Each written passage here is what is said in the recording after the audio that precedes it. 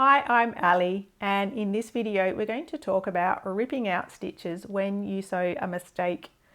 So I want you to picture that things are going along really well, you're totally in love with your project, things are looking great, and then all of a sudden you realize that you've sewn something wrong and the world is ending. You're like, what am I going to do? I have ruined my project.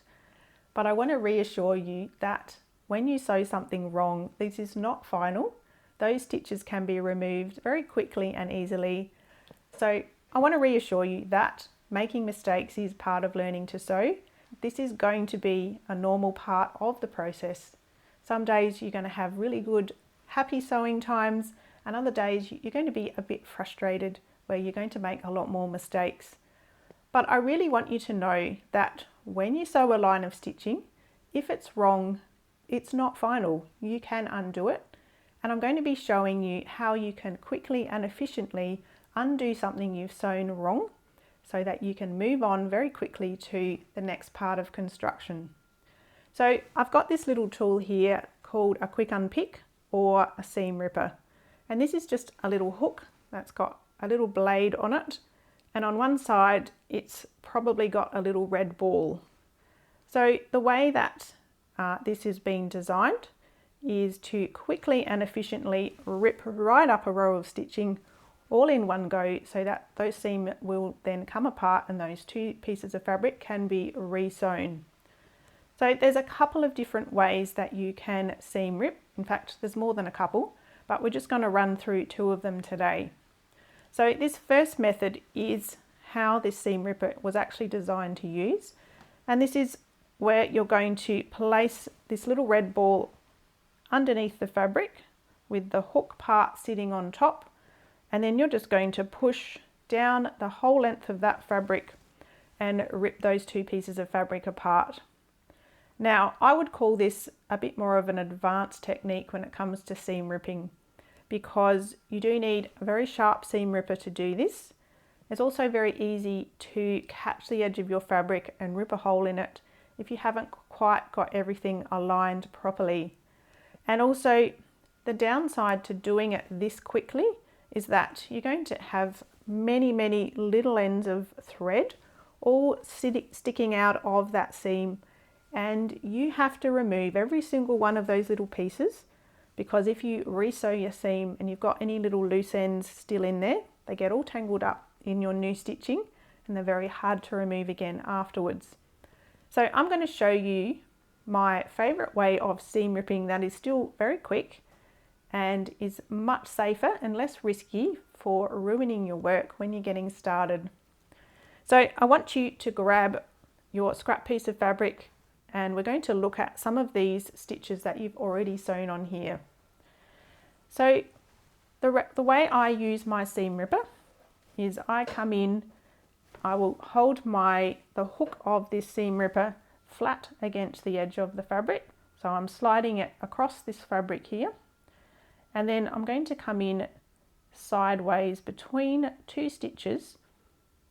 I'm going to feel that I'm not catching any of that fabric with this hook here. I've simply got that hook going underneath the stitches, and then I'm just going to push and rip those stitches apart.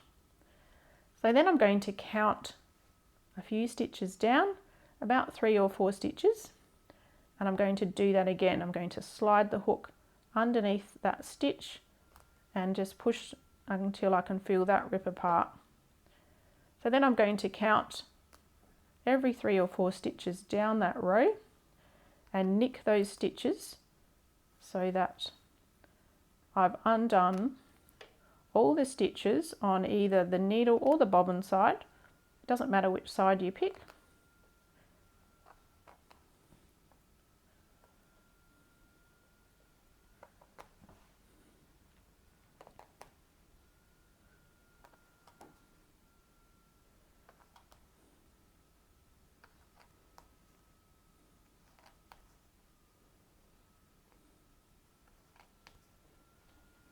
Okay, so now I have nicked every 3rd or 4th stitch open all the way down this length of stitching. So I'm going to flip this fabric over now, and then I'm going to loosen the thread that's on the back here. So this is the bobbin thread for this one. And when I've got enough of a tail that I can grab hold of, I'm just going to pull on this, and this is all going to come out all in one go.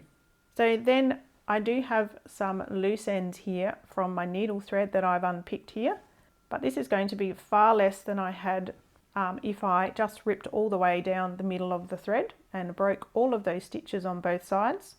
So then I can just reach with my fingers and clean this whole line of stitching all the way out of here. So there we go. I have that whole line of stitching undone, and this probably only took me about 2 or 3 minutes to do this. And once you've done this several times, you're going to have a lot of practice and you'll be able to do this really, really quickly. So some of the things that can make ripping out a lot easier is to make sure that your stitch length is not a super short stitch length. So if you have your stitches set on between 1 and 2 millimeters, they're going to be really tiny, and this is going to make it really hard to be able to undo these if you need to. So something to bear in mind is to make sure you've got your stitch length to about 2.5 millimeters long most of the time. Unless your pattern calls for a different stitch length, then these just are much easier to rip out. And the longer the stitch length is, the easier the stitches are to pull out again later if you need to. So these are the 2 techniques for ripping out stitches when you sew something wrong. And I just want to reassure you once again that making a mistake when you sew is perfectly normal and you actually need to expect it. But I do want you to practice being able to rip those stitches out quickly and efficiently so that you can move on to the next part of your project. Now that's it for this video. Thanks for joining me. In the next video, we're going to be looking at some construction basics so that we can get you started on your very first project. Thanks for joining me, and I'll see you there.